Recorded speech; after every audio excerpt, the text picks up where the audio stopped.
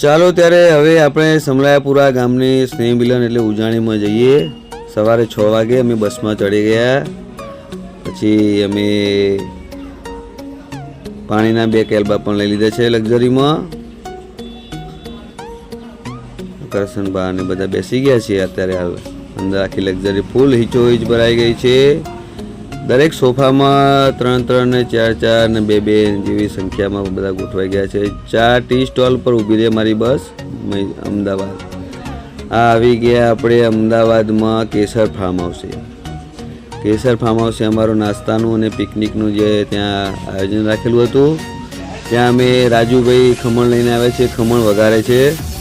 આ હિરેનભાઈ છે, બધા જો અમારા બધા મિત્રો અહીંયા ખમણ અને બધું નાસ્તો કરાવવા માટે વઘારી રહ્યા છે। બધું ગોઠવાઈ ગયું છે। ચાલો બધા પબ્લિકને હવે આમંત્રિત કરીએ આપણે ફટાફટ। ચલો બધા લાઈનમાં જોડાઈ ગયા। આ માહોલમાં મજા આવી ગઈ બધાને, એકદમ ઉજાણી કરવા માટે બહુ જ। હવે પાછા બસમાં બેસી ગયા ગણપતિ દાદાના મંદિર જવા તરફ। અમારું સ્ટેશન છે ગણપતિ દાદાનું મંદિર, સિદ્ધિવિનાયક મંદિર, જે આપણે અમદાવાદમાં આવેલું છે। અંદર આપણે દર્શન કરવા જઈશું। અંદર બધો બહારનો જે બગીચો છે, ગાર્ડન છે। ચાલો ત્યારે હવે આપણે અંદર ગઈએ। ત્યારે અંદર સીડીઓમાં ચડવાનું છે। સારી એવી જગ્યા બનાવેલી છે, જાણે આપણે પથ્થરમાં અંદર કોતરેલું હોય અને અંદર ફરતા હોય એવું દ્રશ્ય છે। અરે વાહ, આપણા સાજિંદા મિત્રો બધા સાથે છે। જો લાલા કાકા દેખાય સામે દેખાય। ઓકે, ચાલો બધા રાયચંદબા અને બધા જો મજા આવી ગઈ છે।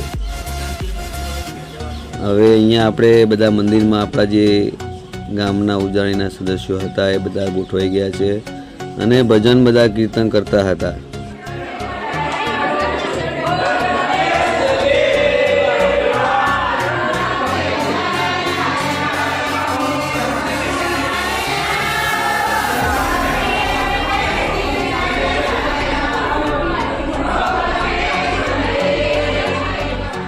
હવે ત્યાંથી અમે ભજન કીર્તન કર્યા બધાએ સામૂહિકમાં, બહુ મજા આવી ગઈ।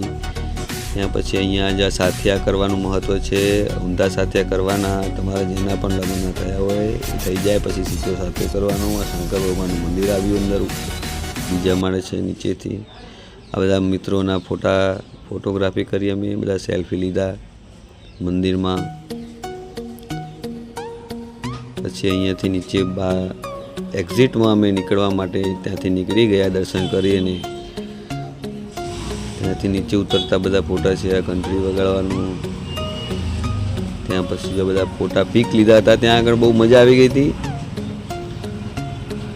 બધાના જે સામૂહિક ફોટા છે બધા અપડેટ કરેલા છે અમે। પછી ત્યાં બહુ મોજ મસ્તી કરી।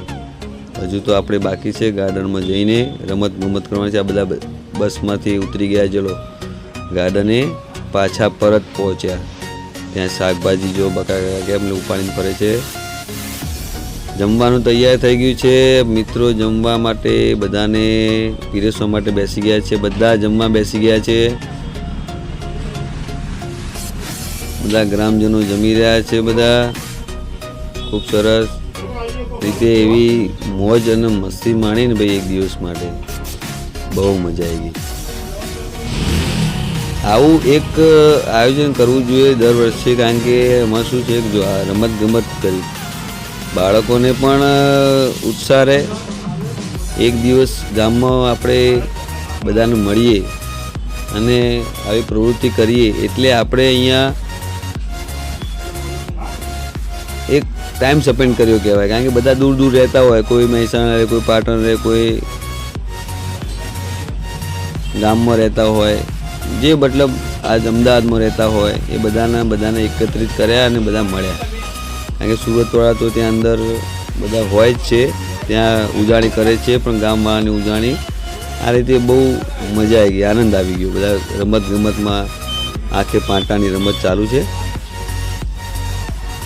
ઓહો, ટોપો વાગે ને ભાઈ, એવી મજા આવી ગઈ ભાઈ કે બધાએ બહુ જ આનંદ કર્યો હતો ત્યાં। અમુક એવી રમત ગમતો બધી આપણે આયોજન કર્યું હતું.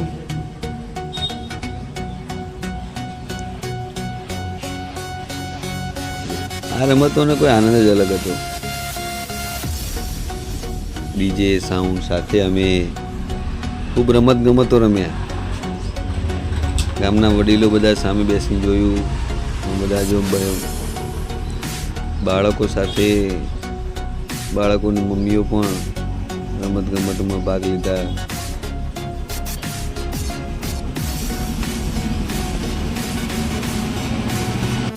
નવી રમત આવી.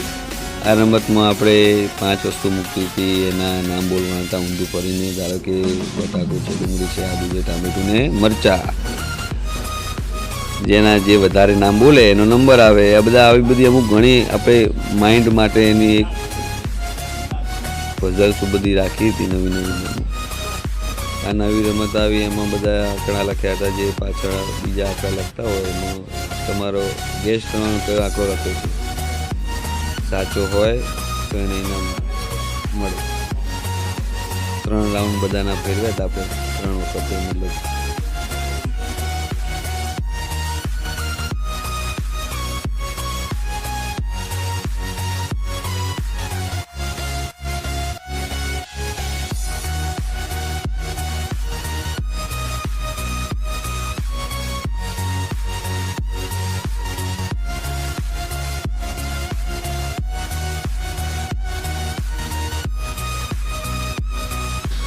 હા, બીજી નવી રમત આપણે રમાડી હતી જેમાં દડો બેના વચ્ચે જાય અને બધાને છેક પાટો દોર્યો હતો ત્યાં સુધી ત્યાં લઈ જવાનો.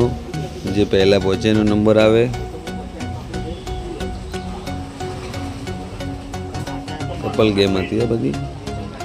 ખૂબ મજા આવી ગઈ બધાના છોકરાઓને. બધા જો લાલા કાકા, ભાવેશભાઈ, જયેશ કાકા બધાએ આનંદ કરી લીધો. એકદમ મોજ હતી.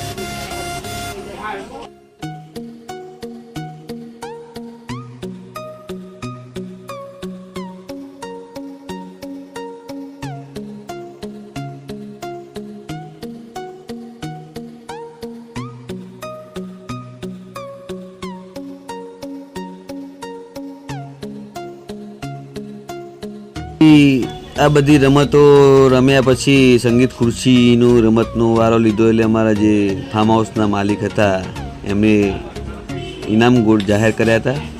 પછી આ હારની રમત હતી. ઘણી બધી એવી રમતો હતી જે મજા લીધી અમે.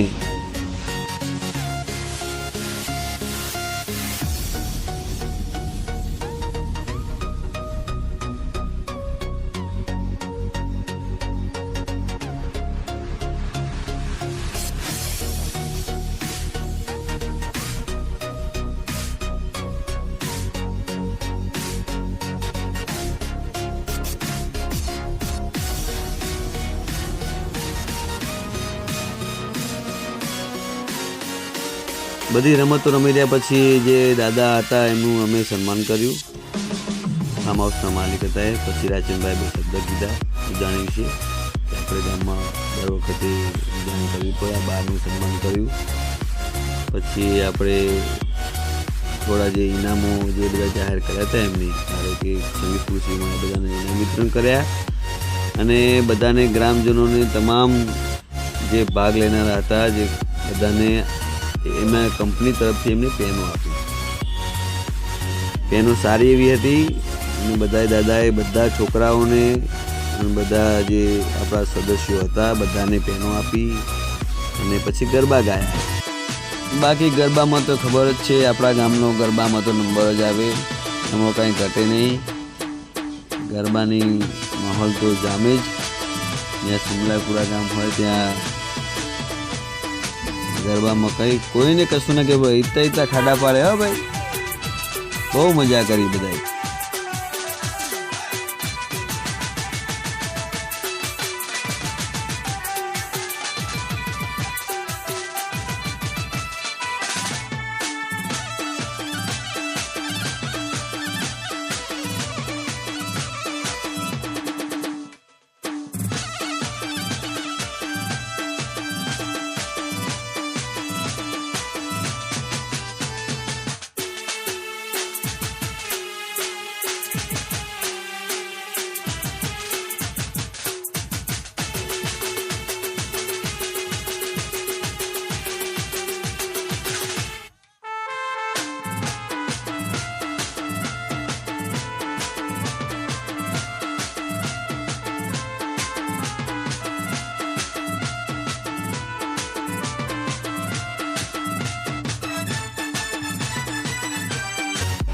ચાલુ થયું. આપણે ત્યાં ઉપડ્યા અહીંથી ને ત્યાં પહોંચ્યા આપણે લાંબા બળિયા દેવના મંદિરે.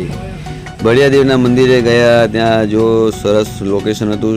સાંજનો સમય હતો, આરતીનો સમય હતો. ત્યાં આવ્યા પહોંચ્યા અમે. પછી બધાએ દર્શન કર્યા. ત્યાંથી પરત થયા. બધા અંદર દર્શન કરવા તમે લઈ જઈશું. ભાઈ લાલાભાઈ સમજાવે છે બધાને બજારમાં જવું જઈ આવો. સરસ મજાના દર્શન કર્યા. હનુમાન દાદા બેસ્યા છે અહીંયા, ગણપતિ દાદા છે. પછી બળિયા દેવ મંદિર અંદર દર્શન કરવા જતા ખાટુ શ્યામના દર્શન થયા. રાજસ્થાનમાં અમને ખાટુ શ્યામ કહેવાય છે અને અહીંયા બળિયા દેવ કહેવાય છે. ખૂબ સરસ રીતે દર્શન કર્યા બધાએ. પછી બહાર આવ્યા, થોડા પીક લીધા છે, સેલ્ફી. પછી પાછા બસમાં બેસી ગયા. જમીને બસમાં બેસીને ઘરે જવા માટે પરત ફર્યા છીએ. ચાલો ભાઈ, આવજો ત્યારે. જય જોગી.